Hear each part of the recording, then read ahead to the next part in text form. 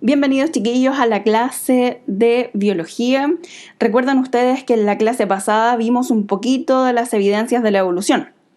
Vimos ya sea el tema de los fósiles como una evidencia de que los organismos evolucionan. También vimos los órganos homólogos como una evidencia de que sí evolucionan las especies.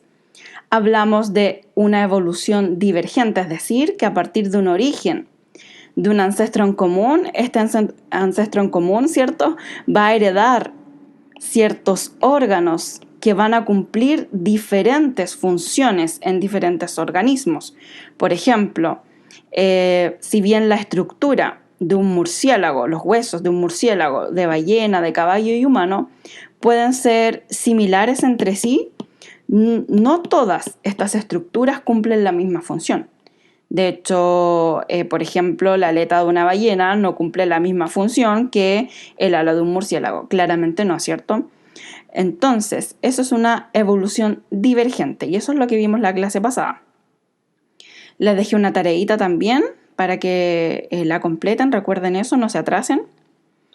Y ahora vamos a ver la segunda parte de evidencias de la evolución. Estas son 3 clases que vamos a tener de evidencias de evolución. Esta es la clase número 2.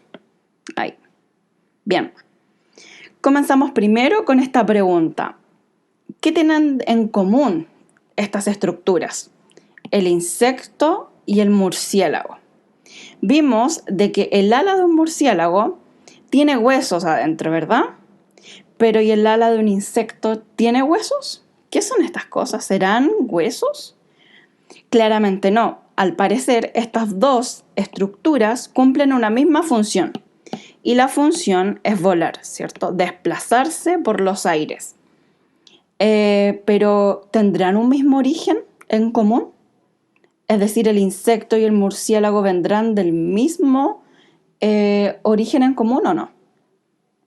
Bueno, si uno retrocede y retrocede en el tiempo, claramente todos venimos de un origen en común.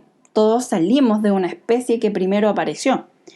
Pero ¿están cercanos este con este evolutivamente su antecesor? Esa es la pregunta. Y lo vamos a ver a continuación. Órganos análogos. Anota en tu cuaderno, título. ¿Qué son los órganos análogos? Son órganos de especies distintas que cumplen la misma función, como el dibujo que yo les mostré, ¿cierto? Pero que su estructura es distinta, porque claramente el insecto no tiene huesos, a diferencia del ala del murciélago, ¿verdad? Por lo tanto, algunas semejanzas anatómicas son el resultado de la evolución en ambientes similares. Y esto se le llama evolución convergente, es decir, este insecto necesitaba volar y este murciélago también.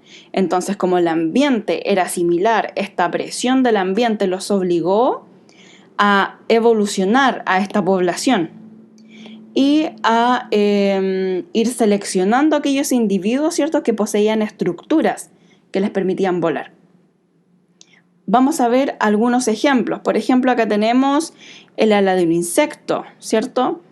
El ala de un reptil, este es de un dinosaurio, y el ala de un mamífero, de un murciélago.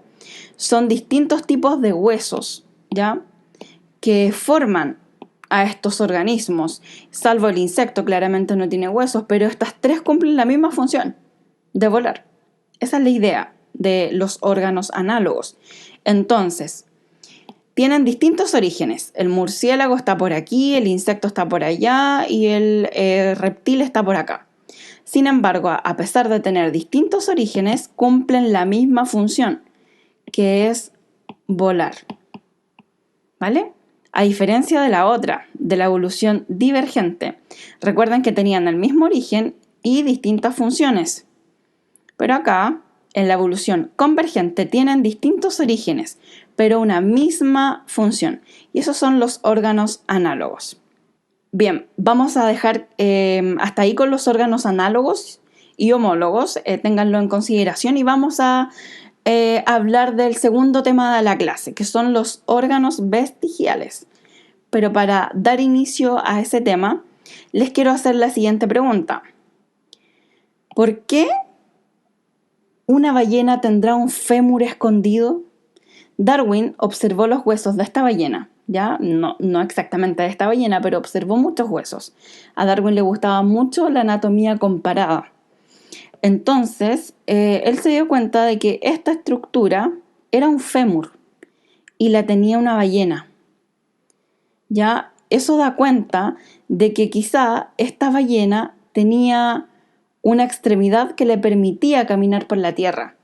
Es decir, el antepasado de esta ballena, no esta ballena, el antepasado era terrestre. Por favor, no piensen que esta ballena luego con el tiempo se le escondió la pierna aquí porque ya no lo ocupa. No, eso es una evolución de Lamarck y eso ya no va. Ya la evolución de Lamarck no es la evolución que nosotros, los de la ciencia, le demos mucho crédito en la actualidad.